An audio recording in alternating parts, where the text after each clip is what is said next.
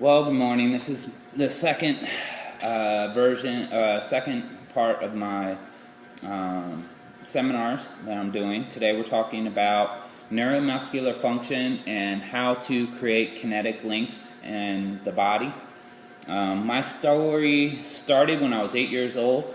I'd been flirting with the school nurse to try to get out of classes and find myself lying down in the nurse's room because I had headaches. A lot of people thought that it might have been a speech impediment or a learning disability, but the headaches that I had were real, at least to me.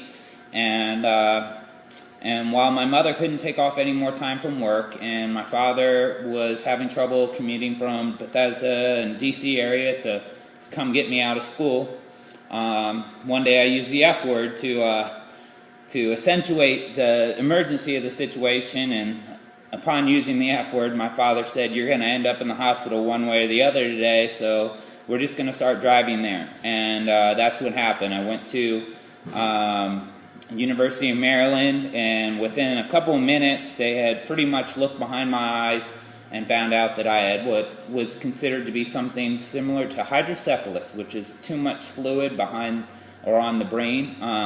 So within minutes, I had a CAT scan done. And I had surgery performed later that week, or within a day or two, where I had a shunt put into my body. When I was 9 years old, I fell unconscious again. I had to have a relapse of my surgery. This time I had it by a gentleman named Dr. Ben Carson, who is a world-renowned neurosurgeon and a really cool guy and a great influence in my life. But the second time was a little different for me because being in the hospital this time, I looked around, and while I was in the ICU for the first time, I had become friends with a kid who had cancer and was going through some tough troubles, and I had a great blonde nurse that I was infatuated with.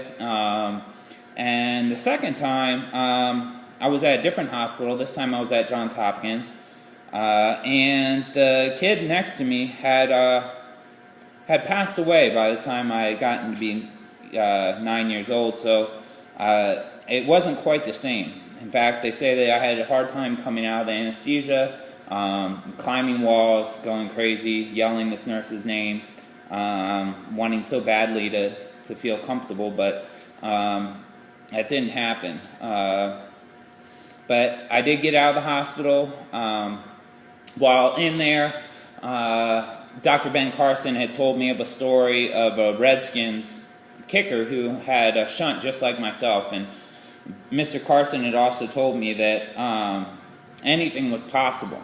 He had said that his life had been trials and tribulations, and that he had gotten stronger, and that my life would be the same thing, and never to give up. And I learned years later from watching his own movie that those were the words that his mother had given him, and they've always been an inspiration to me.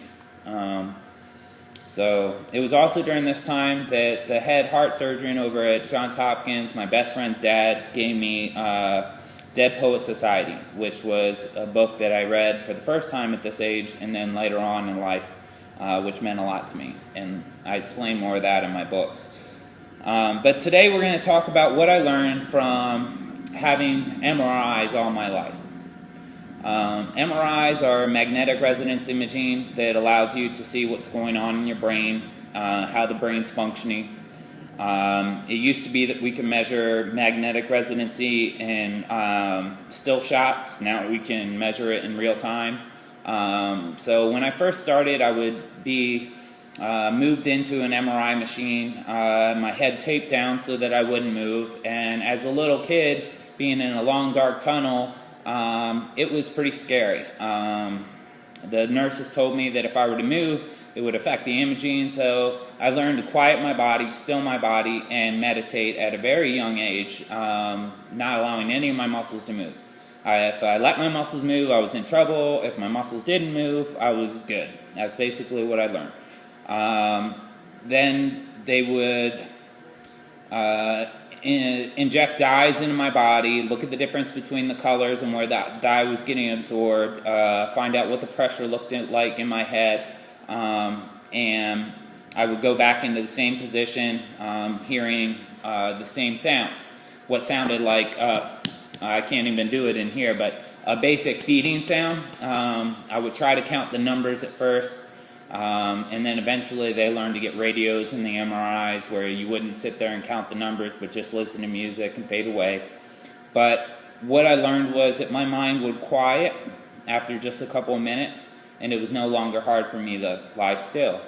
And what this explained to someone like me who was a child who was overactive and always running around with his head cut off was that time out or sitting still for a long time was a learned skill. It wasn't something that we all just are given. You have to learn to quiet your mind in a way that makes you feel comfortable, but also learn to quiet your mind so that you can hear what it's actually saying. So for me, I learned at a young age that if I squeezed a muscle or if I made a muscle tight, that I could also let a muscle go. So lying in an MRI machine, if I felt a calf muscle tight, I would wiggle my toes and the calf would relax. If I felt like my lower back was hurting, I would squeeze my butt and the butt would relax. Very basic ways of learning how the body functions just at a young age. So I hope that's a little better.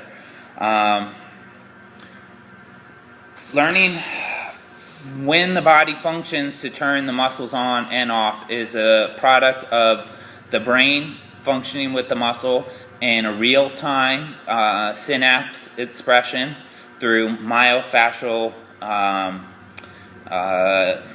sheathing.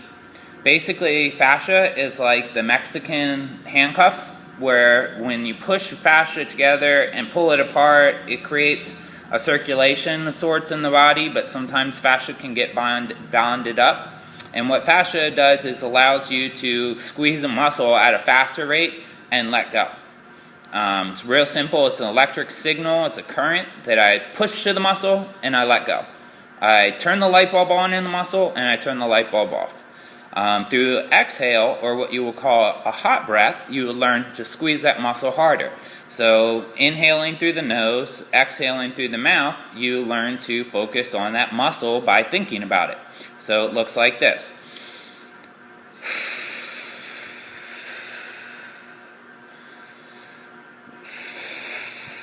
And that's me focusing on my chest muscle through an exhale and just breathing. Some would call this a hot breath, some would call it dragon breath, some would call it, learning to meditate, relaxing muscles. It's just a process of connecting the brain to the body, thinking about the body first, connecting the body to the brain, and then backwards. Kinetic linking is about connecting the dots in the body. If this were A, this were B, this were C, that were D, now you're going D, C, B, A, and learning how to connect the body that way. You're trying to get both sides to happen faster. Fiber optics was the way that we learned to travel at the speed of light. Most people don't know that. They think that, we can't travel at the speed of light, but we can travel at the speed of light through thought and fiber optics, because that's all it is light traveling. It's vibration, but it's also a hue, a color.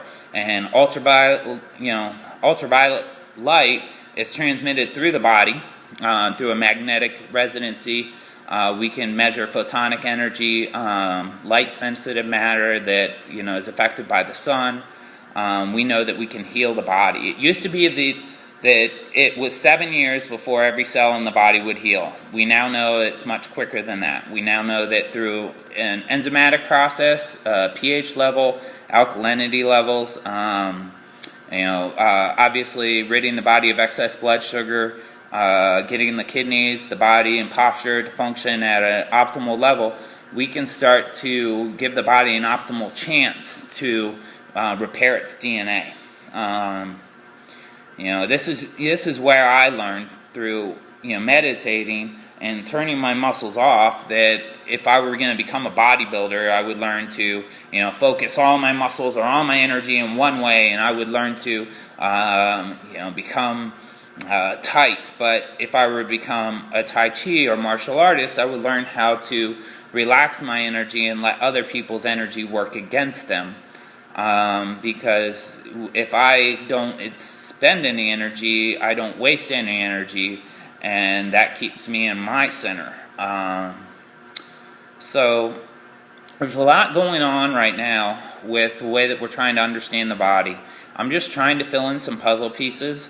I hate missing that one puzzle piece. I really want people to understand that they have a connection to their body through the brain, and that without that connection to the brain, you can't activate and move or articulate distal energy, which are in your fingers and your toes.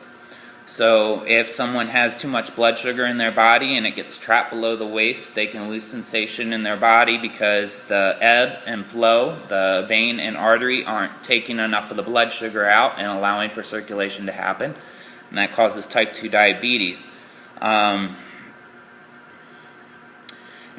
It wouldn't make sense to take directions from somebody about type 2 diabetes who had type 2 diabetes. It wouldn't make sense to, take some, blood pressure or cholesterol medication from somebody who, had high cholesterol, blood pressure.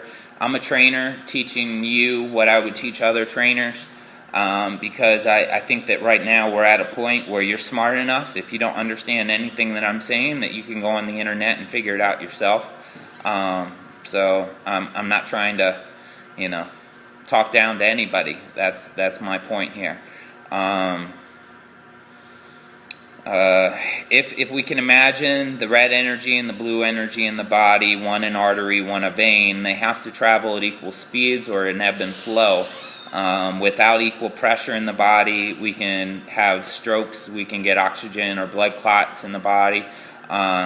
So developing the balance of the body becomes developing the inside out, and learning how the brain works in quadrants, with the past, the future, kinesthetics, and then even the different parts of the brain, the plant, which gives us the photosynthetic properties of our body, the animal, which gives us the fight or flight response of our body, the human, which gives us the intellect, which really develops the ability to repair the body and then become what we will call centered, or a spiritual being, when both halves of the brain meet in the center and you learn that there is a space in between. So today, that's all I really have to say. I want to get my message out there as quickly as possible, let everybody know that there is something that's changing, and it is education, and we are getting smarter. Have a good day.